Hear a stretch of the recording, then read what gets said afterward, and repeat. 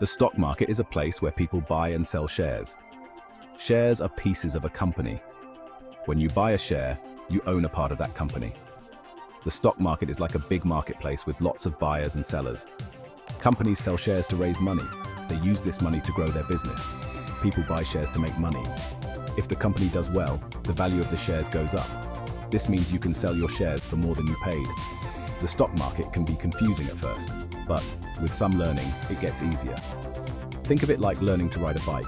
It takes time, but it is worth it. Starting to understand the stock market is the first step. Let's move on to why people invest in it. People invest in stocks to grow their money. Stocks can offer higher returns than savings accounts. This means you can make more money over time. For example, if you invest $100 in a stock, it could grow to $150 or more. Stocks also offer ownership in companies. When you own shares, you own part of the company. This can be exciting. You can be a part of companies you believe in. It is like being part of their success. Another reason is dividends.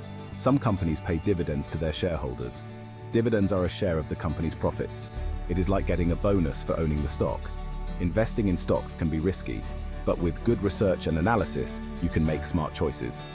Now, let's talk about some key terms you need to know. There are some important terms to know when talking about stocks. Understanding these terms can help you make more informed decisions and better understand the market dynamics. Let's start with the PE ratio. This is one of the most commonly used metrics in stock analysis. PE stands for price to earnings. It tells us how much investors are willing to pay for each dollar of earnings. Essentially, it is a measure of the market's expectations of a company's future financial performance.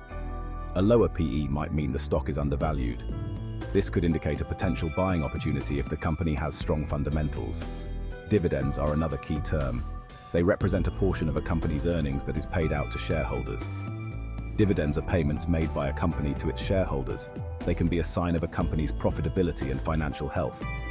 Not all companies pay dividends. Some companies prefer to reinvest their profits back into the business to fuel growth. Those that do usually pay them quarterly. This regular income can be attractive to investors looking for steady returns. It is a way to share profits with investors. Dividends can also provide a cushion during market downturns, offering a source of income even when stock prices are falling. Market cap is short for market capitalization. It is a measure of a company's total market value. It is the total value of a company's shares. This is calculated by multiplying the current share price by the total number of outstanding shares. You calculate it by multiplying the share price by the number of shares. Market cap helps investors understand the size of a company relative to others in the market. It helps us compare the sizes of different companies. Larger companies or large cap stocks are often more stable, while smaller companies or small cap stocks can offer higher growth potential but come with higher risk. Knowing these terms is essential. They form the foundation of stock market analysis and can greatly enhance your investment strategy. They help you understand more about the stocks you are interested in. With a solid grasp of these concepts, you can better evaluate potential investments and make more informed decisions. Next, we will discuss the importance of the PE ratio in more detail. Understanding how to interpret this ratio can provide valuable insights into a company's valuation and future prospects. The PE ratio, or price-to-earnings ratio, is a key tool in stock analysis. It is one of the most commonly used metrics by investors to evaluate the value of a company's stock.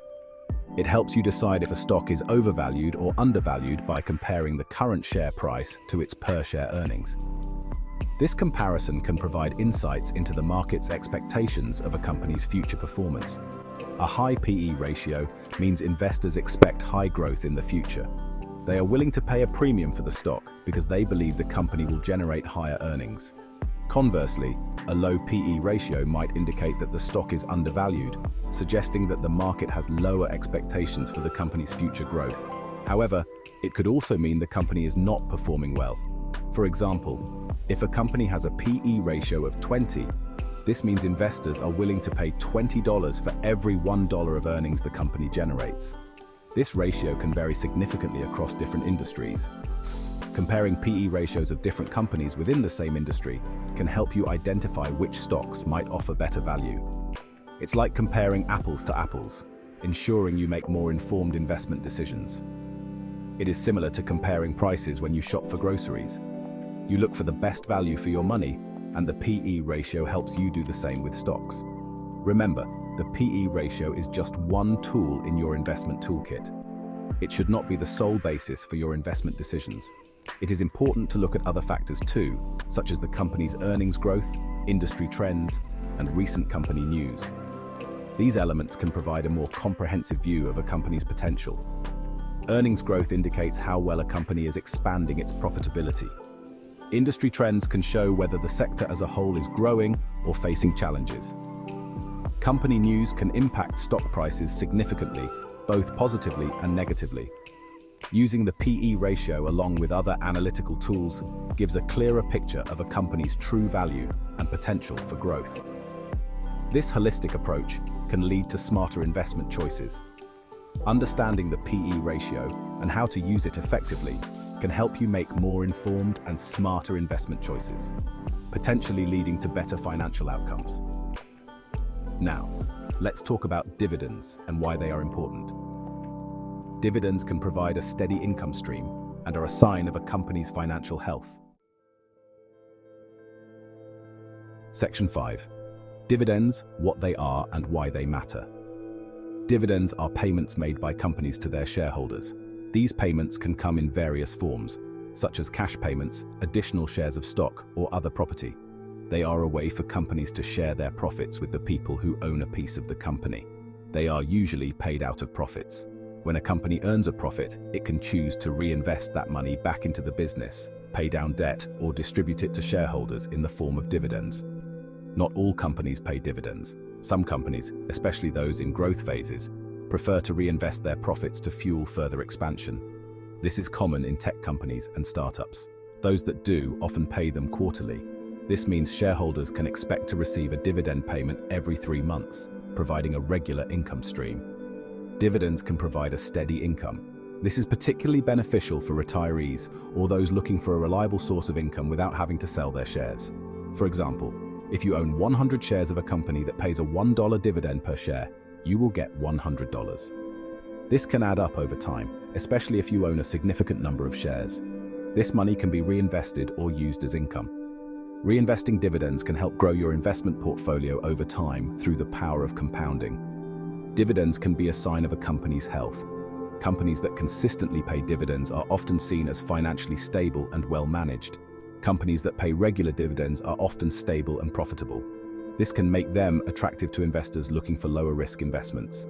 Dividends also help in bad times. Even if the stock price drops, you still get paid. This can provide a cushion during market downturns. Even if the stock price drops, you still get paid. This can be reassuring for investors during volatile market conditions. This can make investing in dividend-paying stocks less risky. The regular income from dividends can offset some of the losses from a declining stock price. However, not all high-dividend stocks are good investments. It's important to look beyond the dividend yield and consider the company's overall financial health and future prospects. It is important to look at the company's overall health.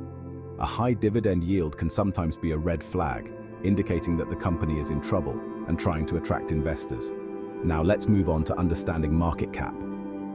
Market capitalization, or market cap, is a measure of a company's total value as determined by the stock market. It is calculated by multiplying the current share price by the total number of outstanding shares. Section 6. Market cap explained. Market cap stands for market capitalization. It is the total value of a company's shares. You calculate it by multiplying the stock price by the number of shares. Market cap helps compare different companies. For example, if a company has 1 million shares at $50 each, its market cap is $50 million. Companies are often grouped by market cap. Large cap companies have a market cap of over $10 billion. Mid-cap companies range from $2 billion to $10 billion. Small cap companies are under $2 billion. Market cap gives you an idea of a company's size and stability. Large cap companies are usually more stable. Small cap companies can grow quickly but are riskier. Knowing the market cap can help you balance your portfolio. Understanding market cap is crucial. Next, let's look at some basic techniques for stock analysis. Section 7. Basic techniques for stock analysis. Stock analysis helps you decide which stocks to buy. One technique is fundamental analysis. This looks at a company's financial health. You check earnings, revenue, and debt. It helps you understand the company's true value. Another technique is technical analysis. This looks at stock price movements. You use charts and graphs to find patterns. It helps you predict future price movements. It is like weather forecasting. You look at past data to predict the future. There is also sentiment analysis. This looks at how people feel about a stock. You check news, social media, and expert opinions. Positive sentiment can drive stock prices up. Negative sentiment can drive them down. Using these techniques can help you make better investment decisions. Now let's go over some practical tips for beginners. Section 8. Practical tips for beginners. Start by setting clear goals. Know why you are investing. Is it for retirement, buying a house, or a rainy day fund? Clear goals help you stay focused. Diversify your investments. Don't put all your money in one stock. Spread it across different stocks and sectors. This lowers risk. If one stock does badly, others might do well. Do your research. Read company reports, news, and expert opinions. Use stock analysis techniques. Make informed decisions. Don't rely on tips or rumors. Start small. Invest only what you can afford to lose. As you learn and gain confidence, you can invest more. Now let's wrap up with some encouragement. Section 9. Encouragement to start learning about stocks. Investing in stocks can be rewarding. It can help you grow your money and achieve your financial goals. The stock market might seem scary at first, but with learning and practice, it gets easier. Remember, everyone starts as a beginner. Take small steps, learn the basics, use the tips and techniques we discussed. Don't be afraid to ask for help. There are many resources available. Start your stock market journey today. The sooner you start, the sooner you can see your money grow. You can do it.